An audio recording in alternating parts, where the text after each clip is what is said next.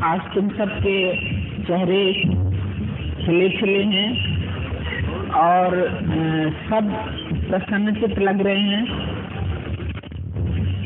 खुश हैं। अभी आरती में आप सबको प्यार दिया टाइटल से, जिसको नहीं दिया वो भी अपने लिए कुछ न कुछ इशारे समझ लेना, क्योंकि नाम रूप सहित सभी के लिए बोलना थोड़ा सा मुश्किल हो जाता है, समय की हमेशा ही कमी रह जाती है।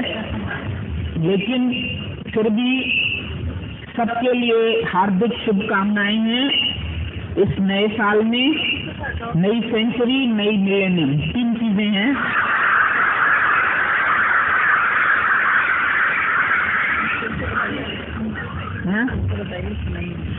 मैं बोला ये नई सेंचुरी, नई मिलेनियम और न्यू ईयर, 3 चीज साथ में पड़ी है इस बार और बहुत भाग्यशाली हैं।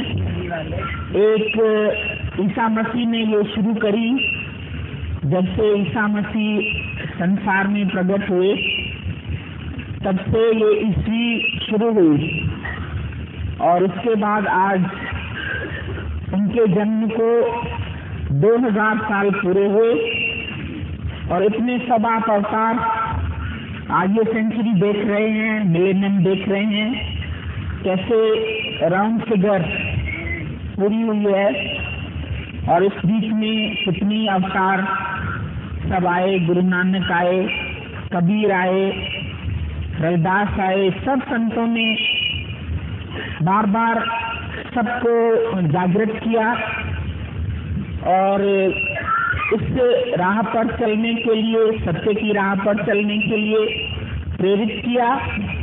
खुद को कष्ट दिए। ईसा मसीह की बात सबको मालूम है, कैसे उनको कीलों से भी ठोका गया था, लेकिन आज वो सबके दिलों में अमर हैं और उन्हीं से ये ईस्वी शुरू हुई और इस न्यू ईयर की शुरुआत हो गई। तभी से सब लोग ये नया साल खुशी से मनाते हैं कि ऐसे अवतार हम सबके बीच में आते रहे हैं और आते रहेंगे। हम तुम्हारे लिए हमेशा आते भी रहे हैं और अभी भी हैं और आगे भी कभी अवतारों की कमी नहीं होगी।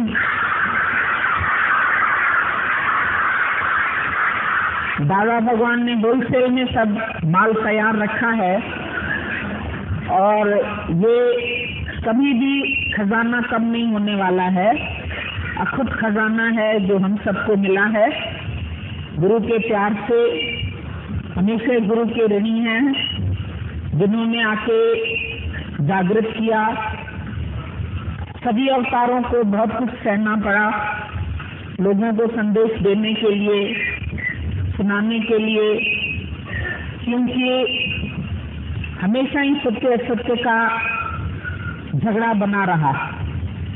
एक बार की बात है, सत्य असत्य दोनों ही जुड़वा भाई थे और हमको पहचानना थोड़ा मुश्किल होता था, लेकिन सत्य जो था वो हमेशा श्रृंगार किए रहता था, बड़ा सुंदर था और असत्य थोड़ा क्रूर था। तो सतयुग में लोग सभी सत्य से ही प्यार करते रहे। असत्य को बड़ी ईर्ष्या होती थी। उसने सोचा ये सत्य तो सभी का लाडला बन गया, लेकिन मुझे नहीं लोग पूछते। तो एक दिन बाय चांस दोनों ही नहाने चले गए और असत्य ने थोड़ी ठगी की। उसने सत्य के कपड़े पहन लिए और जो सत्य था उस बेचारे के पास कोई चारा न रहा, इसलिए उसको अपने भाई के असत्य के कपड़े पहनने पड़े।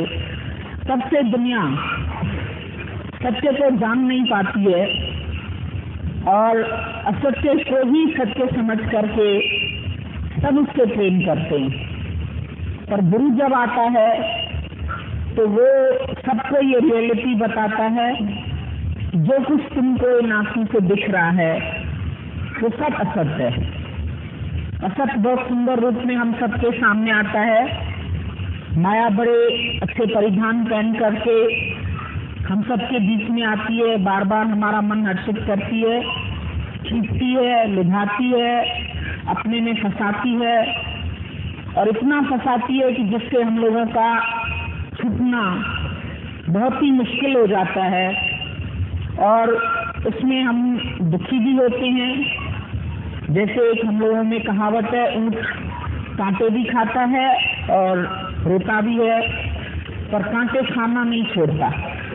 इसी प्रकार से जो मनुष्य संसार में आते हैं वो माया के बीच में पलते हैं, बड़े होते हैं और उनको कोई ऐसी माँ मदालसा नहीं मिलती, फिर विवाह करने पर भी चूड़ाला जैसी रानी नहीं मिलती, तो भटकते भटकते उनको किसी रहबर की आवश्यकता पड़ती है कि क्या करें।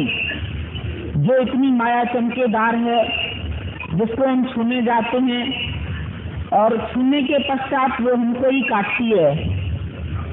जब हम उसकी संगत करते हैं, हम उसकी संभाल करते हैं, हम उसको प्रेम करते हैं, दिन भर हम उसी में व्यतीत करते हैं, शायद ये हमको सुख देगी, शायद अब आनंद आएगा, शायद अब मजा मिलेगा, बड़े प्रलोभन दिखाती रहती है माया और उसी में ही सब इतने अटक जाते हैं, सोचते क्या करें।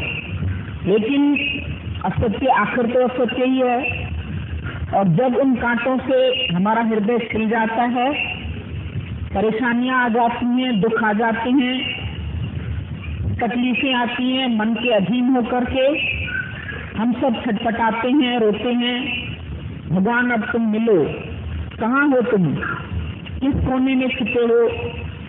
तो हम लोगों की सबकी करुण पुकार सुनकर के परमात्मा का हृदय भी द्रवित हो जाता है और वो हमारे लिए निराकार से साकार होकर के प्रकट हो जाता है। प्रकट होकर के हमें माया का रहस्य भी बताता है और अपना भी रहस्य खोलता है।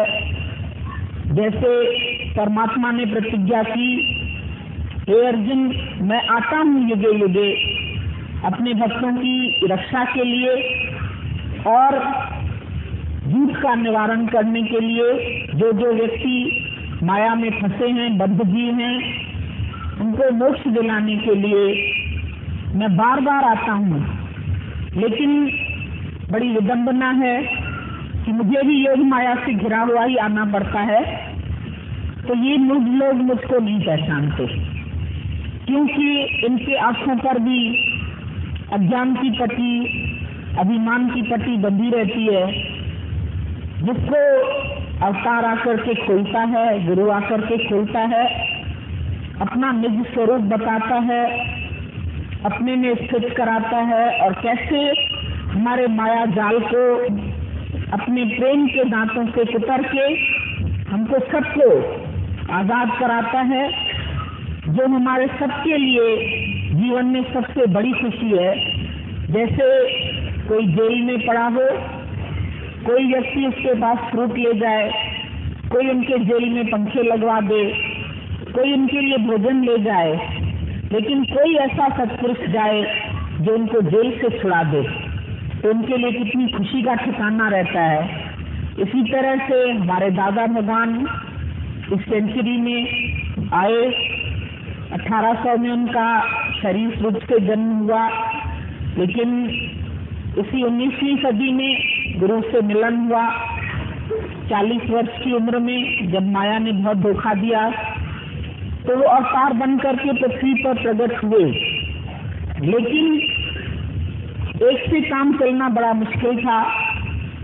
कुछ लोग ही उनको जान पाए, कुछ लोग ही पहचान पाए, कुछ लोगों ने उनको रिसीव किया, कुछ ने रिजेक्ट भी किया, क्योंकि पुरुष रूप में थे और दुखी अधिकतर स्त्रियां थी जो घरों में पीड़ित थी अत्याचार से, कभी दौएं जलती थी, कभी कैसे कैसे संकट आते थे।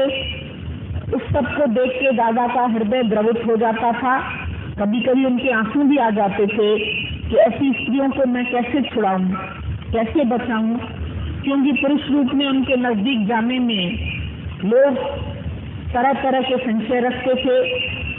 जाने नहीं देते थे। फिर दादा का ही बालक गीता भगवान, उन्हीं की बेटी, कैसे उसके अंदर में प्रेरणा आई 24 साल की उम्र में।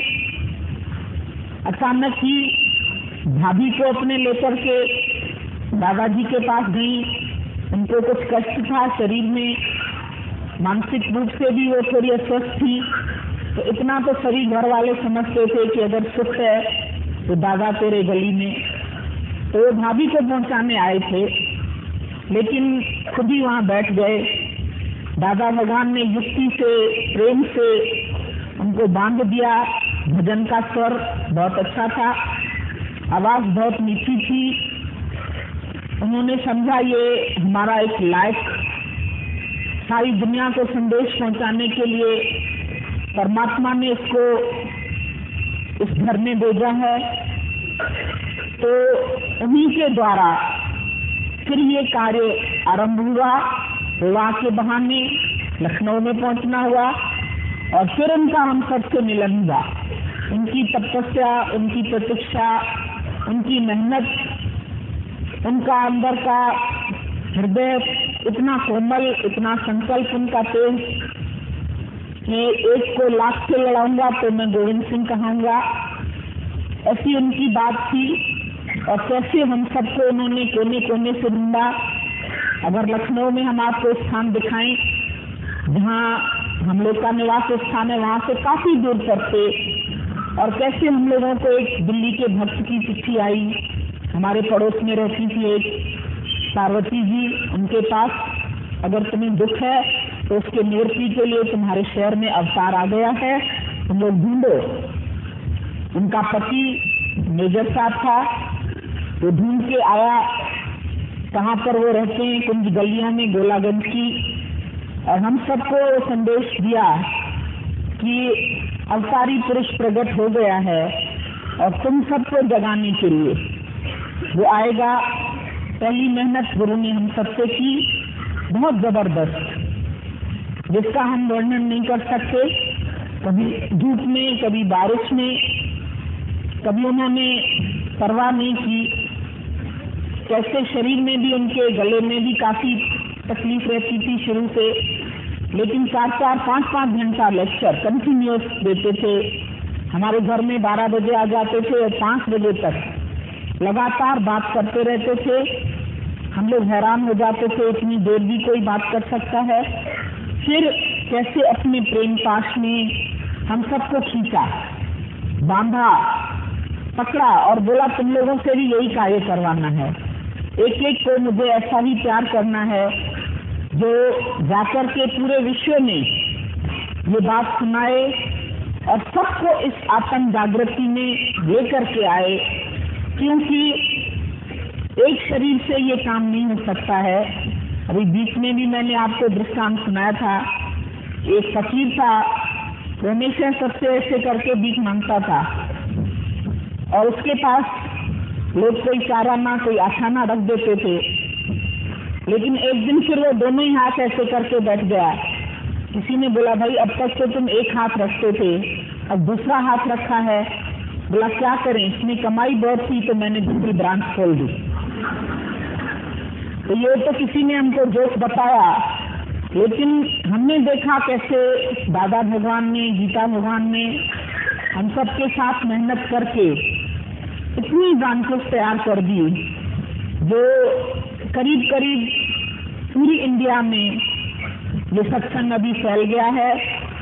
और इतने ही परम जिज्ञासु हर जगह है।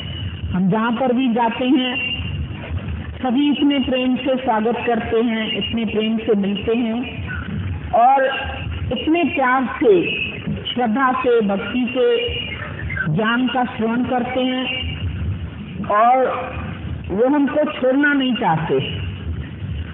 हम भी नहीं छोड़ना चाहते क्योंकि इतना प्यार वो करते हैं, इतनी अच्छी तरह से रिसीव करते हैं।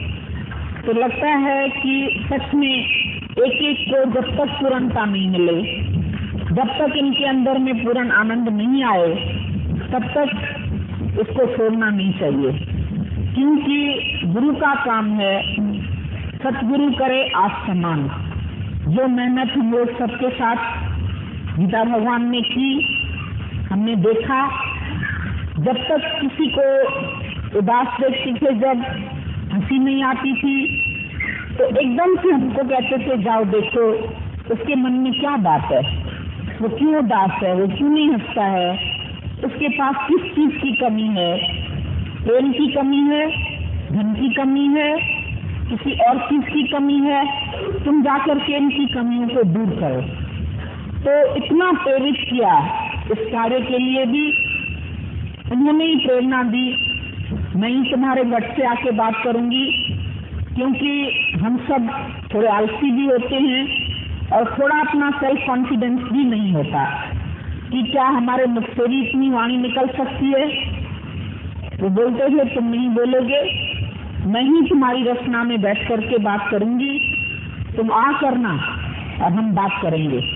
तो सचमुच में आज दिन तक ऐसा ही महसूस होता है कि गीता भगवान ही बात करते हैं।